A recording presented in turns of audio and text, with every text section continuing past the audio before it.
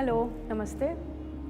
आप सभी का एक बार फिर से स्वागत है। एटमी हमेशा मेंबर सक्सेस के लिए काम करती है और कहा भी गया है कि शिक्षा सबसे बड़ा धन है। इसीलिए आज हम आपको एटमी के एजुकेशन सेंटर की कुछ मुख्य बातें बताएंगे। जो डिस्ट्रीब्यूटर्स दूसरों को मदद के उद्देश्य से एजुकेशन सेंटर चलाना चाहते हैं, वे कृपया इस वीडियो को बहुत ध्यान से देखें।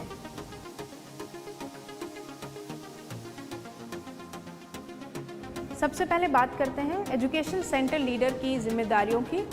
एटमी एजुकेशन सेंटर का मुख्य उद्देश्य डिस्ट्रीब्यूटर्स को एजुकेशन और ट्रेनिंग देना है, जैसे कि एजुकेशन सेंटर और एजुकेशन सेंटर लीडर की जिम्मेदारियां क्या हैं, एजुकेशन सेंटर के लिए क्या आवश्यकताएं हैं और प्री ऑथराइज्ड एजुकेशन सेंटर के लिए क्या आवश्यकताएं हैं।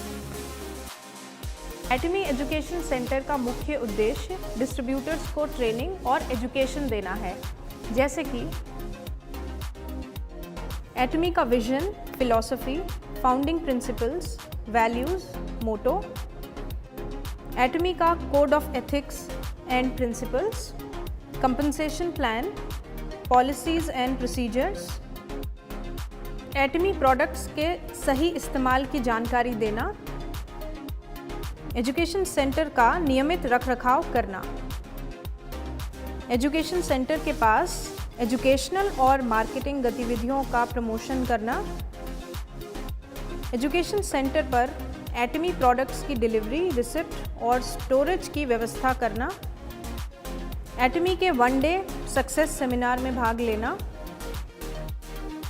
एटमी द्वारा करवाई गई एजुकेशन सेंटर लीडर ट्रेनिंग्स और मीटिंग्स में भाग लेना, एटमी के प्रोडक्ट्स और सर्विसेज की मार्केट रिसर्च, डेटा कलेक्शन और फीडबैक लेना। तो अब हम बात करते हैं एजुकेशन सेंटर की। एजुकेशन सेंटर का एरिया 800 स्क्वायर फीट से बड़ा होना चाहिए। Education centre shopping mall, residential place पर नहीं होना चाहिए। एजुकेशन सेंटर ग्राउंड फ्लोर पर नहीं होना चाहिए क्योंकि इसे गलती से शॉप या दुकान समझा जा सकता है। एजुकेशन सेंटर में कोई और बिजनेस जैसे कि स्पा, सैलून या कोई और शॉप नहीं होनी चाहिए। एजुकेशन सेंटर में कम से कम 20 लोगों के बैठने की व्यवस्था होनी चाहिए। एजुकेशन सेंटर से आधे किलोमीटर की दूरी पर कोई दूसरा एटमी एजुकेशन सेंटर नहीं होना चाहिए। बताए गए सभी नियमों का पालन नहीं होने पर एजुकेशन सेंटर पर कार्रवाई की जाएगी। तो अब हम जानेंगे कि प्री ऑथराइज्ड एजुकेशन सेंटर शुरू करने के लिए क्या क्या आवश्यकताएं हैं। एप्लीकेंट एटमी के सभी लीगल डॉक्यूमेंट्स के अनुसार काम करने के लिए सहमत हो, जैसे कि अप्लाई करने के लिए एटमी डिस्ट्रीब्यूटर होना आवश्यक है, जिसके लिए एटमी इंडिया माइग्रेशन सक्सेसफुली पूरा होना चाहिए।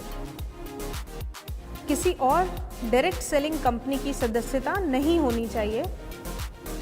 Atomy's code of ethics and principles, policies and procedure, education centre LOI और अग्रीमेंट के अंतर्गत सभी टर्म्स एंड कंडीशंस पर सहमति हो।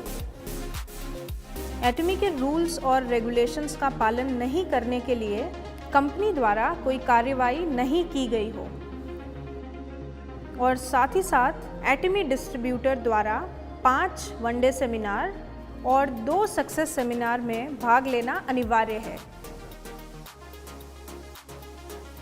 इस वीडियो द्वारा हमने एजुकेशन सेंटर की टर्म्स एंड कंडीशंस के बारे में जाना, और ये वीडियो का केवल पहला भाग है।